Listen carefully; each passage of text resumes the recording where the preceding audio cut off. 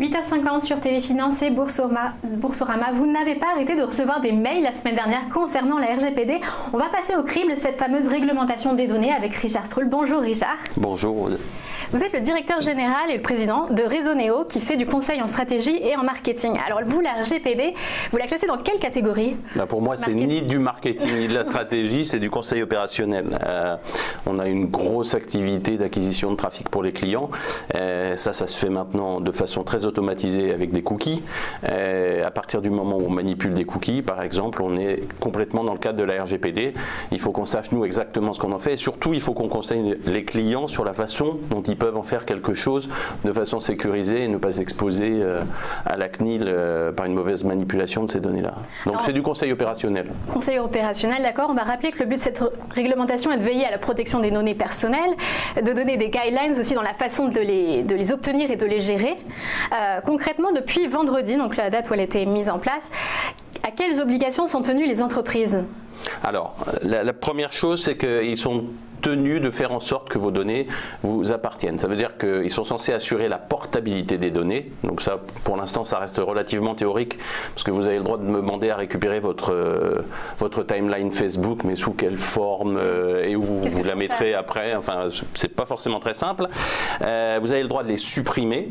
La suppression des données doit être facile à accéder, etc., etc. Il faut que vos consentements soient éclairés sur l'usage qu'on fait de vos données. Donc quand vous dites j'accepte qu'on utilise mes données, il faut qu'on sache pourquoi et que ce soit clairement exprimé, d'où la flopée de mails intergalactiques que tout le monde a reçus depuis, voilà, et où on vous demande de revalider. Alors pour information, les gens, quand vous êtes dans des listes de newsletters, etc., qui vous disent au fait, voilà un mail, c'est juste pour que vous continuiez à utiliser nos données, donnez-nous votre consentement. Il y a beaucoup de ces officines qui probablement utilisaient vos données sans une vraie autorisation, et si vous la demandez maintenant, c'est qu'ils ne l'avaient pas vraiment avant. Donc ils sont pas tenus on n'est pas tenu de revenir en arrière sur les données qu'on avait déjà, mais en revanche, si on avait des données qu'on n'aurait pas dû avoir et qu'on n'a pas le consentement pour les avoir, les entreprises vont être contraintes soit de les supprimer, soit de demander une autorisation express pour les utiliser. Alors le RGPD, c'est un règlement européen. Qui en est véritablement à l'origine et pourquoi les Européens se sont emparés de ce problème? C'est vraiment un règlement européen généré par les instances européennes. Je pense qu'il ne faut pas être langue de bois. Il y avait un côté assez anti-GAFA à l'intérieur de ça. C'est comment on fait pour... Alors rattraper le retard, je ne sais pas si c'est la bonne méthode pour rattraper le retard, parce que ça va mettre quand même un paquet de contraintes sur des entreprises qui n'ont pas forcément la taille et la structure pour le gérer. Mais en tout cas, quand on sait que Facebook et Google manipulent, je sais pas, peut-être 80 ou 90% des données qui circulent sur le marché, c'était important d'être sûr qu'elles soient utilisées correctement et d'assurer la protection du consommateur sur la façon dont on gérait tout ça. Donc ça s'applique au territoire européen et aux entreprises européennes où qu'elles officient? Comment ça se... Alors le règlement dit que on est concerné à partir du moment où on agit à partir d'un établissement situé en France. Donc effectivement, quand on opère sur des données qui sont en Europe, le problème se pose pas, sauf peut-être si on opère depuis les États-Unis vers des clients européens. Donc là, ça pose question pour l'instant. Honnêtement, j'ai pas de réponse, moi, toute formatée sur le sujet. Et on entend beaucoup de bêtises. Donc je vais essayer de ne pas en dire parce que c'est diffusé. Mais en revanche, à partir du moment où on a un établissement en Europe, on est concerné par RGPD. Et si on n'a pas d'établissement mais qu'on commerce quand même avec l'Europe Si depuis Kuala Lumpur ou depuis New York, on opère sur des données qui sont européennes, c'est un petit peu plus flou pour l'instant. Et concrètement, ça veut dire quoi dans des secteurs comme l'assurance, le e-commerce? Comment ça s'applique justement? Je pense que là où ça va poser problème, c'est pour quand vous avez un réseau social, vous avez peut-être un type qui est en Malaisie, un type qui est en Thaïlande, un type qui est aux États-Unis. La législation va s'appliquer, si c'est un réseau social français par exemple, et lui il va être obligé, s'il opère depuis la France avec une filiale, avec un établissement français, il sera obligé d'appliquer le RGPD, quel que soit l'endroit où se situent les gens qui stockent des données chez lui. Il faudra que les données soient stockées correctement. Ce que la CNIL demande, les principales différences, c'est qu'avant on était obligé de déclarer, quand on avait des données, des fichiers, des trucs, on était obligé de déclarer tout ça à la CNIL. Aujourd'hui, on n'est pas obligé de déclarer quoi que ce soit, mais si la CNIL vient contrôler, ce qu'il faut, c'est pouvoir montrer patte blanche et qu'on a fait son best effort pour sécuriser les données. Et les sanctions en cas de... Alors les sanctions, il y a 2 paliers de sanctions qui sont pas anodines, puisque le premier palier, c'est 2% du chiffre d'affaires mondial de l'entreprise ou 10 millions d'euros, le chiffre le plus élevé. Et le deuxième palier, pour les gagnants qui ont tenté leur chance, c'est 4% du chiffre d'affaires mondial de l'entreprise et 20 000 euros. 20 millions d'euros, pardon. Et si j'en réfère à l'interview qu'a donné Mounir Majoubi, je crois vendredi, lui disait que pour un Facebook ou pour un Google, par exemple, ça pouvait correspondre à 1,5 milliard de dollars, ce qui effectivement est assez conséquent. Donc il est évident que, alors on parle toujours de ces deux-là, mais il y en a plein d'autres. Ces deux-là, justement, est-ce qu'elles sont en règle avec la RGPD aujourd'hui ?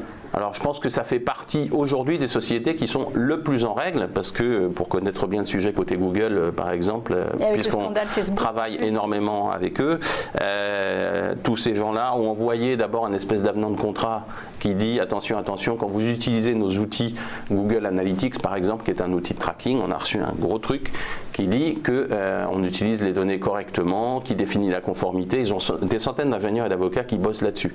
C'est beaucoup moins simple pour une PME de 10 personnes, mais pour Google et Facebook, oui, aujourd'hui, ils se sont mis en conformité. Alors, on reçoit des mails assez malins d'un certain nombre d'opérateurs qui disent si vous voulez continuer à recevoir de la publicité ciblée, acceptez ça, et si vous n'acceptez pas, vous aurez de la publicité en vrac. Voilà, donc ça, c'est un petit peu moyen comme pratique, mais on en a reçu beaucoup des comme ça.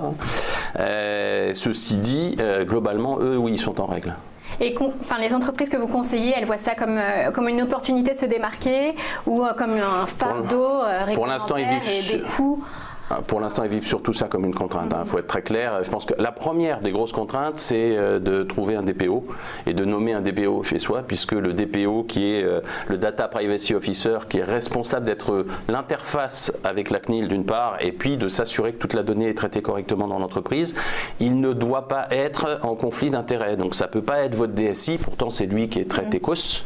Ça ne peut pas être quelqu'un qui est trop près des intérêts de la direction générale. Enfin, c'est compliqué de trouver quelqu'un qui soit à la fois suffisamment compétent, bien placé dans l'entreprise pour avoir une vision transverse et inféodé à personne. Donc c'est déjà pas très simple. Alors, il y a des entreprises qui choisissent d'avoir une espèce de DPO externe en location. Oui. Ouais, ça peut se mutualiser, c'est pas extrêmement simple, mais je pense que c'est la première complexité de la démarche, surtout qu'il y a beaucoup de bêtises qui ont couru sur le marché, comme quoi moins de 250 personnes, on n'en avait pas besoin, etc. Tout ça, c'est des vieilles versions. La réalité, c'est qu'il faut regarder le métier qu'on fait quand on travaille comme nous avec du ciblage publicitaire par exemple, ou comme le font toutes les grosses plateformes. Et si vous faites du ciblage, vous avez des cookies, vous avez des éléments de données personnelles, il faut les sécuriser, point. La deuxième chose, c'est qu'il faut faire sur tout ça ce qu'on appelle des registres de traitement, c'est-à-dire des choses qui permettent de savoir si ça a été, comment on doit traiter ces données-là, de quelle nature elles sont et comment elles doivent être traitées. Et puis quand c'est vraiment critique, il faut des analyses d'impact qui sont des choses un peu plus pointues, qui disent si jamais on me piquait les données ou si jamais j'avais un problème avec les données, ça ferait ça et ça. Et puis les entreprises, elles ont l'obligation d'éviter Cambridge Analytica, c'est-à-dire de prévenir s'il est arrivé quelque chose aux données, et pas de prévenir 2 ans après, de prévenir tout de suite. Voilà.